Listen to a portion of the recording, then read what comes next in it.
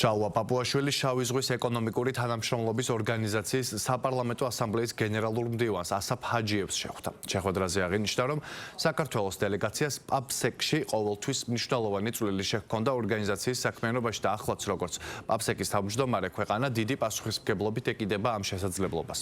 მხარეებმა განიხილეს თბილისში დაგეგმილ გენერალურ ასამბლეასთან დაკავშირებული დეტალებიც. აღინიშნა, რომ ასამბლეის თემატიკა ხელოვნურ ინტელექტსა და რეგიონულ თანამშრომლობას ეხება, რაც წევრი და პარტნიორი ქვეყნებისთვის მნიშვნელოვანი საკითხია. ასევე ხაზი გაესვა ქართული მხარის ინიციატივას, რომ გენერალური ასამბლეის პარალელურად ჩატარდეს სამხრეთ-აღმოსავლეთ აზიის ქვეყნების საპარლამენტო ასამბლეისა და პაპსეკის ერთობლივი სხდომა, რაც აგრეთვე განხორციელების პროცესშია.